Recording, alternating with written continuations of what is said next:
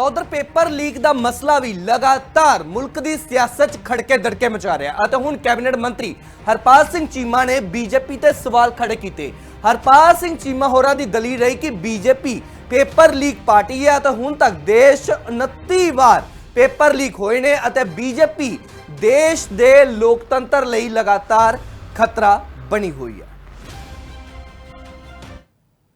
देश के प्रधानमंत्री जी अब तक के सबसे लंबी टन्योर के पीएम हो चुके हैं, पर लेकिन इस लंबी टन्योर ने उनकी पीएमशिप ने देश के सामने बहुत बड़े क्वेश्चन खड़े किए हैं कि आज देश के जो स्टेट हैं उनके फेडरल स्ट्रक्चर को तोड़ने का काम भारतीय जनता पार्टी कर रही है।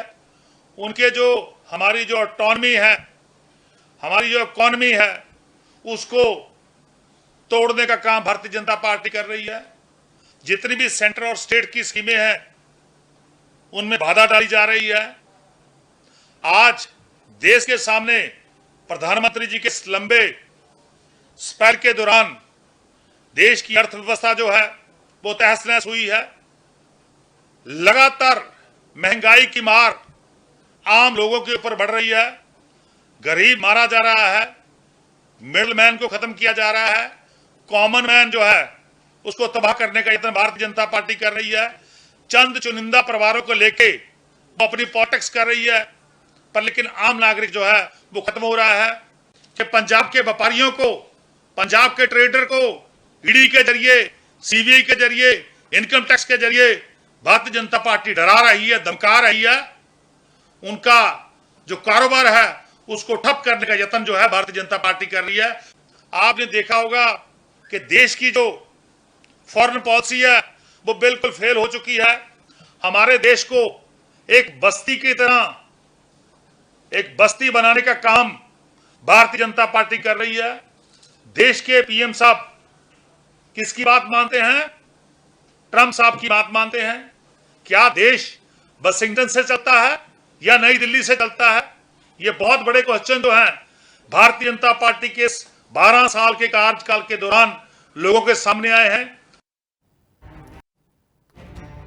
तो उधर पेपर लीक ਦਾ ਮਸਲਾ ਵੀ ਲਗਾਤਾਰ ਮੁਲਕ ਦੀ ਸਿਆਸਤ 'ਚ ਖੜਕੇ ਦੜਕੇ ਮਚਾ ਰਿਹਾ ਅਤੇ ਹੁਣ ਕੈਬਨਿਟ ਮੰਤਰੀ ਹਰਪਾਲ ਸਿੰਘ ਚੀਮਾ ਨੇ ਬੀਜੇਪੀ ਤੇ ਸਵਾਲ ਖੜੇ ਕੀਤੇ।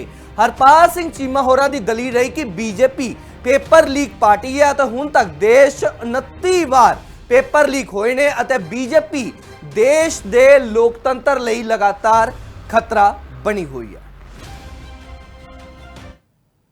देश के प्रधानमंत्री जी अब तक के सबसे लंबी टन्योर के पीएम हो चुके हैं, पर लेकिन इस लंबी टन्योर ने, उनकी पीएमशिप ने देश के सामने बहुत बड़े क्वेश्चन खड़े किए हैं कि आज देश के जो स्टेट हैं उनके फेडरल स्ट्रक्चर को तोड़ने का काम भारतीय जनता पार्टी कर रही है।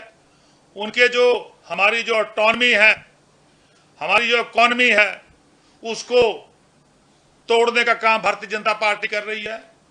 जितनी भी सेंटर और स्टेट की स्कीमें हैं उनमें बाधा डाली जा रही है। आज देश के सामने प्रधानमंत्री जी के लंबे स्पैल के दौरान देश की अर्थव्यवस्था जो है वो तहस नहस हुई है। लगातार महंगाई की मार आम लोगों के ऊपर बढ़ रही है। गरीब मारा जा रहा है, मिडिल मैन को खत्म किया जा रहा है, कॉमन मैन जो है उसको तबाह करने का यत्न भारतीय जनता पार्टी कर रही है। चंद चुनिंदा परिवारों को लेके वो अपनी पॉलिटिक्स कर रही है, पर लेकिन आम नागरिक जो है वो खत्म हो रहा है। कि पंजाब के व्यापारियों को, पंजाब के ट्रेडर को ईडी के जरिए, सीबीआई के जरिए, इनकम टैक्स के जरिए भारतीय जनता पार्टी डरा रही है, धमका रही है। उनका जो कारोबार है उसको ठप करने का यत्न जो है भारतीय जनता पार्टी कर रही है। आपने देखा होगा कि देश की जो फॉरेन पॉलिसी है वो बिल्कुल फेल हो चुकी है। हमारे देश को एक बस्ती की तरह, एक बस्ती बनाने का काम भारतीय जनता पार्टी कर रही है। देश के पीएम साहब किसकी बात मानते हैं? ट्रंप साहब की बात मानते हैं। क्या देश वाशिंगटन से चलता है या नई दिल्ली से चलता है?